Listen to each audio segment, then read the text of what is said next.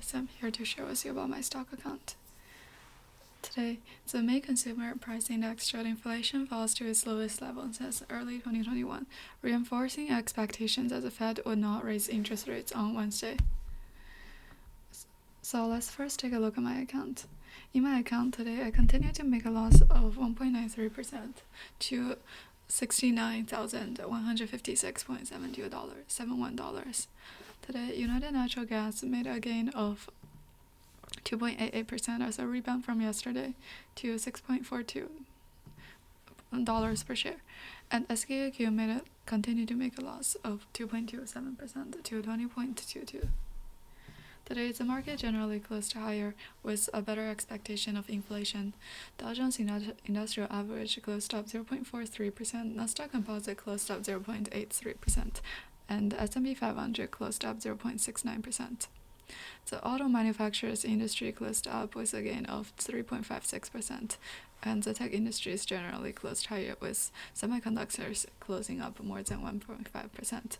Today, the financial industry also closed up with a gain of more than 1%.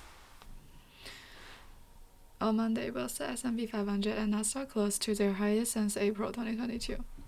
Fed had a two-day monetary policy meeting starting Tuesday. Investors expect the agency to skip a rate hike at this policy meeting.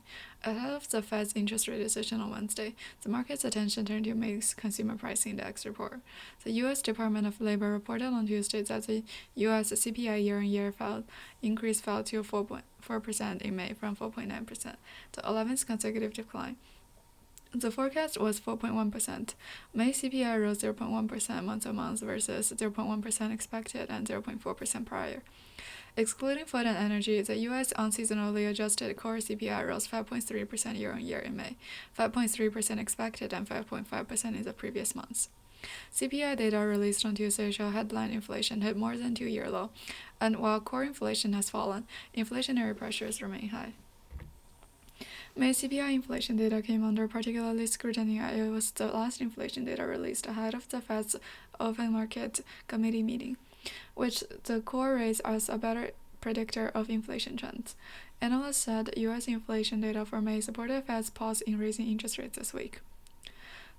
Nick Tamaras, the Fed's piece, wrote that the slowdown in overall inflation in May make the Fed abandon raising interest rates this week after 10 consecutive rate hikes. But Fed's officials concerned about the higher inflation could lead them to signal that they're ready to raise rates again this year, even if they leave rates unchanged on Wednesday. Naeem Aslam, Chief Investment Officer at Zai Capital Markets, said the CPI data clearly shows that the Fed now needs to take a summer break on monetary policy, but simply as inflation began to cool, the Fed appears to have less work to do. Policymakers released new quarterly economic forecast after Thursday's meeting.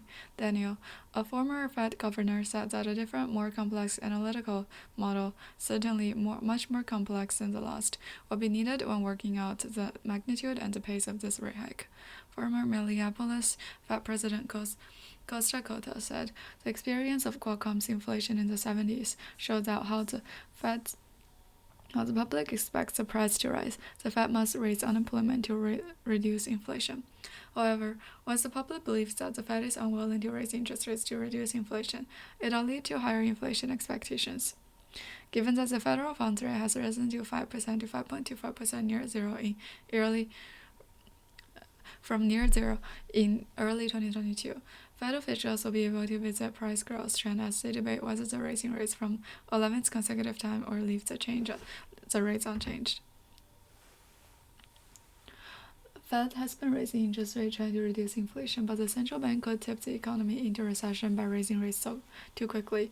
Fed Chairman Jerome Powell said in May that inflation needs some time to ease, that the central bank will continue to watch the data as it considers whether to raise rates in June.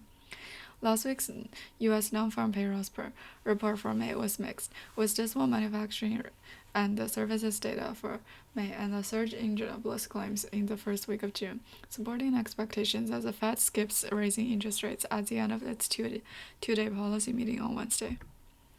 Apple's Vision Pro Developer Kit application is set to open in July. Apple also made it clear that in addition to Developer Kit support, it will also evaluate the compatibility of applications and games, provide developers with reports on display and operation, and set up developer labs in 6 locations around the world to allow developers to experience the effect of their applications on Vision Pro. It is said that the Apple's iPhone 15 series have been trial produced in Zhengzhou, Foxconn. Netflix is in talks to host its first live sporting event this fall, a celebrity golf tournament featuring professional golfers and Formula One racers in Las Vegas.